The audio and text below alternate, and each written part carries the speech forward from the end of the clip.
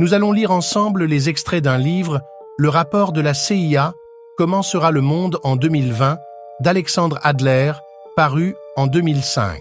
Un passage de ce livre présente l'exemple d'un mouvement mondial attisé par des politiques identitaires religieuses et radicalisées, susceptibles de constituer un défi pour les règles et les valeurs occidentales en tant que fondement du système mondial. On y trouve un scénario, dit fictif, d'une personne qui parle de l'émergence d'un jeune calife. Voici ce que l'on peut lire.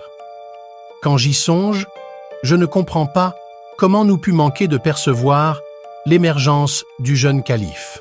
Mais il est vrai que nous avons tous été surpris, les croyants comme les infidèles. Le jeune prêcheur avait subitement des disciples dans le monde entier. Avant même qu'il ne soit proclamé calife successeur du prophète, la paix soit sur lui. Il était révéré partout chez les fidèles. Peut-être était-ce parce qu'il n'était pas membre d'Al-Qaïda, parce qu'il n'avait dirigé aucun mouvement politique. De fait, il est apparu d'une plus grande spiritualité.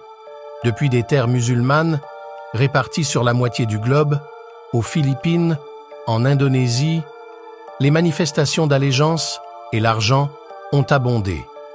Au sein des élites dirigeantes, certains l'ont aussi rejoint, espérant ainsi rétablir leur mainmise sur un pouvoir branlant.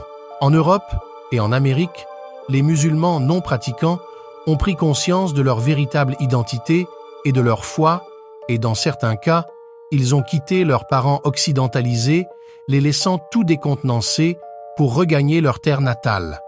Même certains infidèles ont été impressionnés par cette spiritualité. Le pape, par exemple, a essayé d'engager avec eux un dialogue entre confessions.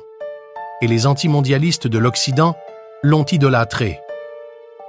En un bref laps de temps, il est apparu clairement qu'il n'y avait pas d'autre solution que de proclamer ce que tant d'individus désiraient ardemment, un nouveau califat.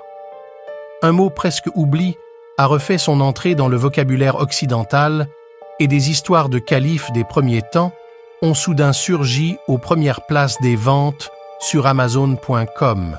Pouvez-vous imaginer l'expression de leur visage quand les athlètes musulmans ont délaissé leur loyauté envers la nation et proclamé leur allégeance au califat? Tout a été mis à bas. Ici s'achève notre lecture. Je ne prétends pas détenir la vérité, mais si quelqu'un écoute ce message et que ces choses arrivent, alors vous aurez matière à réflexion. Soyons vigilants.